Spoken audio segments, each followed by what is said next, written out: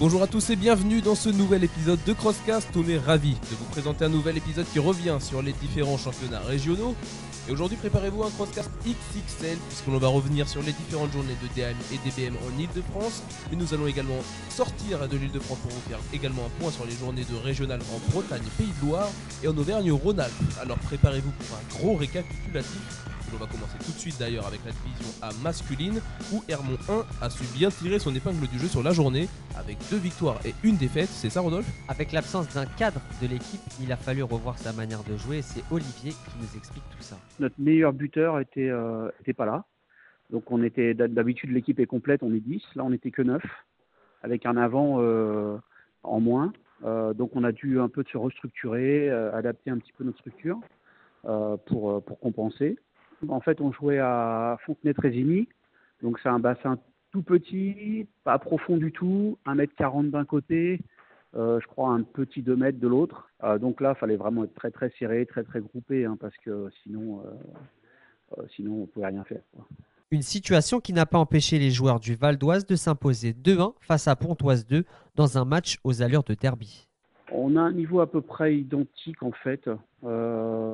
Donc non, on savait que ça allait être un match difficile.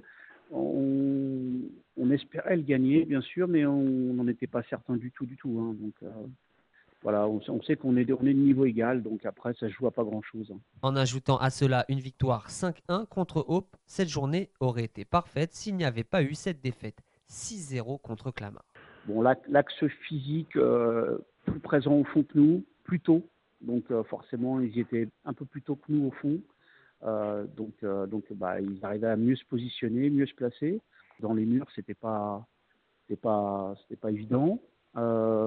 Et bon, après techniquement, ils ont été très rapides aussi. Donc globalement là, ils ont été un petit peu meilleurs sur tous les fronts, je pense. On enchaîne avec le Chennec avec une journée un peu plus mitigée pour le coup, une de ces journées qui les amène à la 9e place du classement provisoire de DM, Rodolphe. Exactement comme tu le dis, un week-end mitigé pour le Chennai et Stéphane Sandor a peut-être une explication pour cette journée avec des résultats inconstants. Cette année, on est en phase de reconstruction d'une équipe avec l'intégration de jeunes joueurs.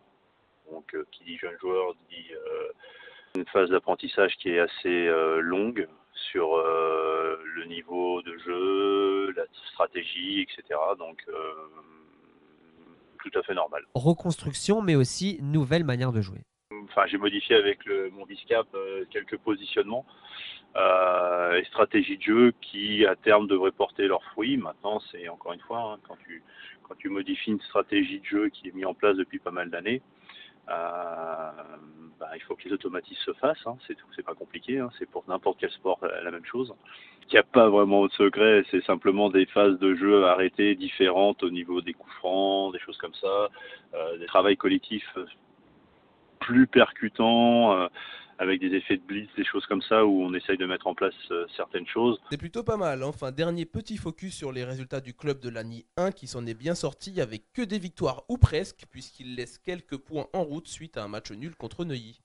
Un match qui s'est joué dans les dernières secondes et qui laisse beaucoup de regrets à Christophe Neuranter, joueur de l'ANI 1. Contre Neuilly, déjà, eux, ils se prennent des prisons parce qu'ils accrochent, et puis ils se prennent des prisons. Donc on est plusieurs fois à 6 contre 5, et puis nous, on a un coup franc pour nous, à 1 minute de la fin, on le gère mal, celui qui fait le coup franc, il se prend une prison, et puis après, à 5, eux, ils voient qu'il y a 1 minute, ils poussent, et ils marquent, quoi. Et voilà, quoi, on joue pas libéré. C'est dommage. La passe de 3 victoires dans la journée, donc, elle n'a pas eu lieu. La faute à des manques de concentration. Le projet de jeu, c'était principalement, là, on devait prendre le palais, se faire des passes, assez nager. Et ce qu'on a bien fait pendant les premières mi-temps. Et puis après, voyant des scores, par exemple pour le premier et le dernier match, des scores assez favorables. Un peu de relâchement, donc... on veut moins jouer en équipe et plus jouer en individuel et d'un seul coup on se complique la vie alors qu'il n'y avait pas de raison. Et Christophe a sans doute une petite idée pour analyser ces faits de jeu. On est en reconstruction, il y a beaucoup de jeunes qui ont entre 20 et 25 ans. Voilà, moi je fais partie des gens qui sont entre deux, donc on a des anciens, on a des légendes dans l'équipe. qui aimeraient bien, voilà, qui ont donné. Et puis voilà. Et puis nous, on passe le relais, donc on essaye de construire sur un avenir, quoi. Voilà.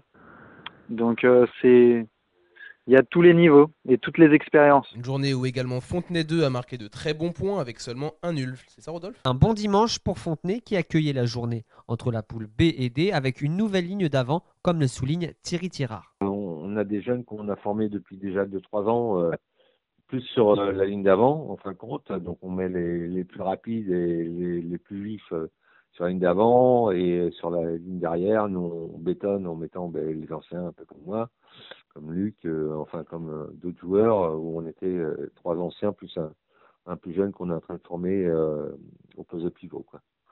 Donc c'est une stratégie où on essaie de jouer très serré et combler tous les trous pour éviter que les adversaires puissent nous passer, quoi. Et donc c'est vraiment une journée qui s'est bien déroulée avec une très bonne ambiance dans la globalité. Non, mais il n'y a pas eu d'excès du tout, ou d'accès de colère ou de comportement inapproprié. Non, c'est très bonne ambiance. Tout le monde a joué le jeu aussi au niveau des arbitrages, tenue des tables de marque. Et tout le monde était satisfait de pouvoir jouer dans une piscine au chaud que se retrouver en bassin extérieur, quoi. Merci Rodolphe pour ces interventions. Enfin, pour terminer, faisons un point sur le classement provisoire à la moitié du championnat.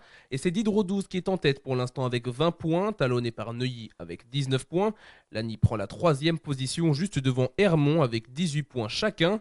Les 3 clubs qui ferment la marche sont donc Pontoise 2, Aubervilliers et enfin Chelles pour terminer. Passons maintenant à la journée de DBM, et le carton plein de la journée de DBM est à mettre au compte de Lagny 2 qui a remporté ses 3 matchs respectivement contre Paris 5, Grigny et Clamart 2, Rodolphe. Une journée complète pour Lagny 2 à domicile, mais c'était pas gagné d'avance pour avoir le bassin, comme nous l'indique Pascal Blanc, joueur de Lagny 2. On a eu réussi à avoir le bassin, parce que c'est compliqué en ce moment d'avoir des bassins, où le directeur de la piscine a accepté de nous passer le bassin en présence du public qui avait accès aux 2 autres petits bassins.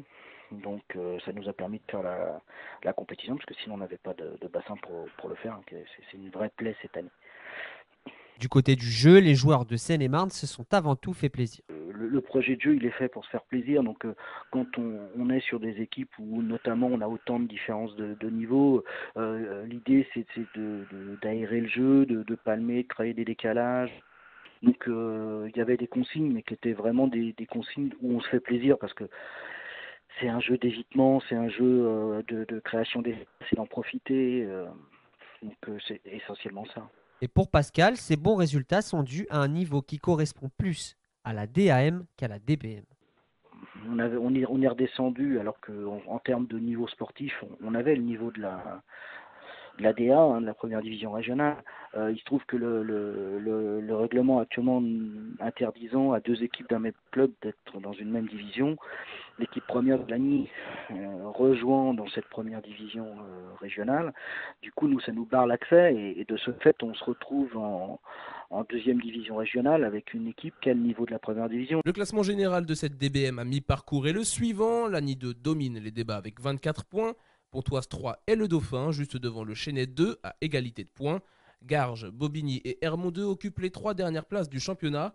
On retrouvera donc toutes ces équipes de DAM et DBM pas avant mars prochain pour la seconde partie de ce championnat. Et puis, comme on vous le disait en début de Crosscast, il y a également eu des journées de régionales en Bretagne, Pays de Loire et dans la région Aura. Alors commençons par la Bretagne. Rodolphe, que s'est-il donc passé? Eh bien, on s'est entretenu avec David Bernard qui s'occupe de gérer les compétitions en BPL, et il a commencé par nous donner un petit cours pour comprendre le déroulement des compétitions de BPL A et BPL B dans cette région. On avait jusque-là 2 divisions.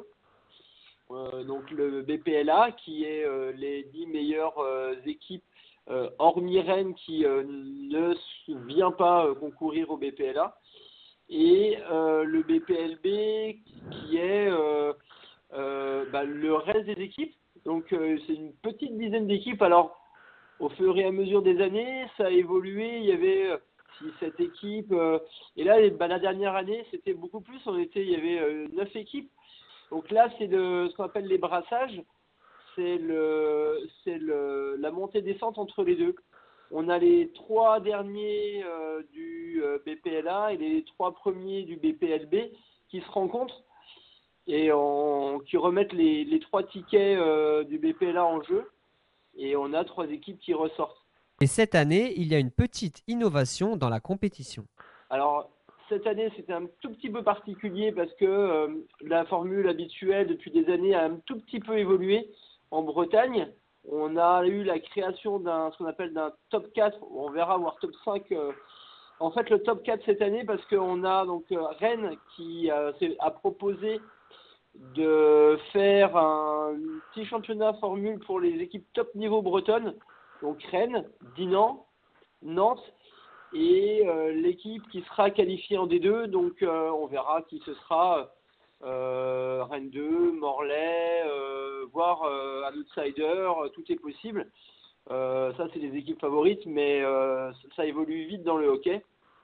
Donc ça sera en avril et ça va se dérouler à Rennes. Et quelles équipes étaient présentes à ces brassages? On a Quimper et Quimperlé qui se rendaient au brassage, qui descendaient donc qui venaient du BPLA.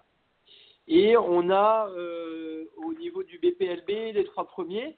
Donc on avait Rennes 3, Combourg et puis l'ISSM qui est le club de Douarnenez. Et donc qui ont été repêchés en plus. Donc on a Pontivy. Pontivy qui est bien connu parce que c'est un ancien pensionnaire de D2 qui forme toujours beaucoup de jeunes et qui était redescendu au BPLB, mais qui est un club qui est vraiment un club formateur, qui organise plein de stages l'été, qui est un super club en Craze Braze. Et comment se déroule un match en BPL?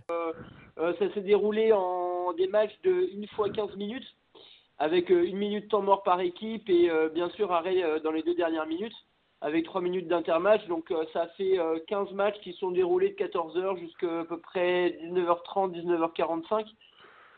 Ça s'est bien déroulé. Il y a eu un petit match qui a été un petit peu chaud. C'était entre Combourg et Pontivy.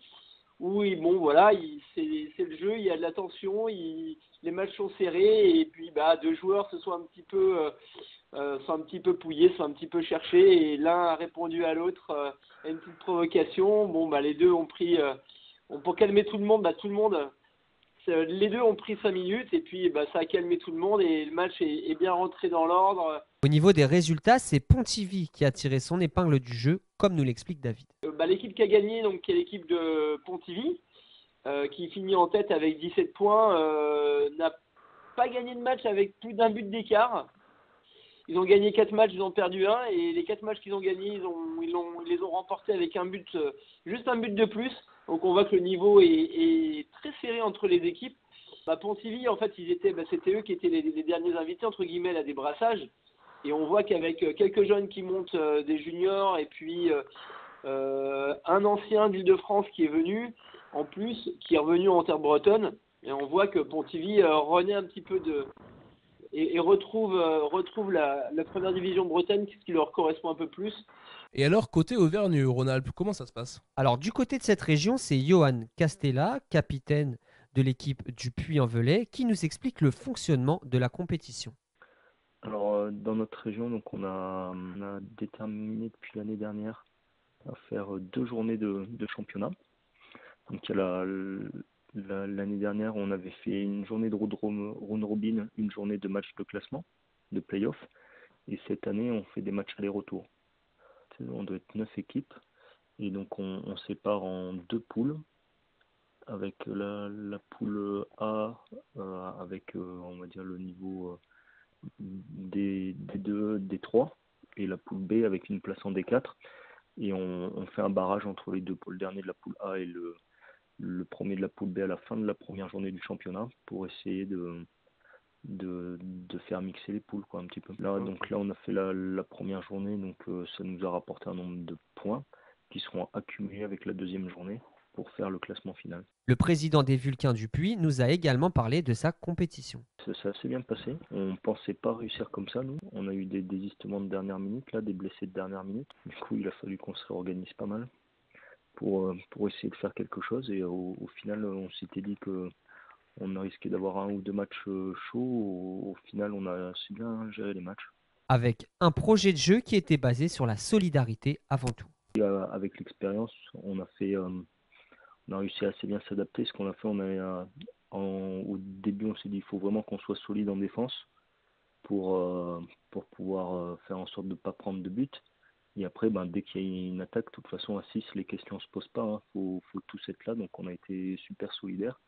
Et ça s'est vraiment bien passé. Vous l'avez donc compris, à l'issue de la première journée, c'est Le Puy qui est en tête et Johan nourrit de grandes ambitions pour son équipe. Notre but, c'est essayer d'intégrer le top 10 France si on peut. Ou sinon faire un meilleur classement que l'année dernière. Voilà, donc là, pour nous, pour l'équipe 1, c'est ça. Pour le club, d'une manière générale, là, le but, c'était plus de faire en sorte que l'équipe 2 puisse faire un championnat de France. On termine avec un bilan de cette première journée. Le Puy 1 est en tête avec 16 points devant Moiran 2 et Clermont 1 en égalité parfaite avec 11 points. À la 3e place, Lyon suivi par Le Puy 2 qui a remporté son match de barrage face à Océanos pour s'intégrer en poule A. En poule B, donc, les Grenoblois d'Océanos devant Lyon 2, Clermont 2 et Moiran-Annemasse qui étaient forfaits pour cette première journée. Merci beaucoup Rodolphe, et c'est donc là-dessus que ce Crosscast XXL prend donc fin. Merci à vous de nous avoir écoutés. Comme toujours, n'hésitez pas à réagir sur notre émission via notre page, voire même si jamais vous voulez participer au prochain Crosscast. Merci à toi Rodolphe d'avoir été avec moi tout au long de cette émission. Et on vous dit donc à bientôt pour un nouveau débrief. Salut!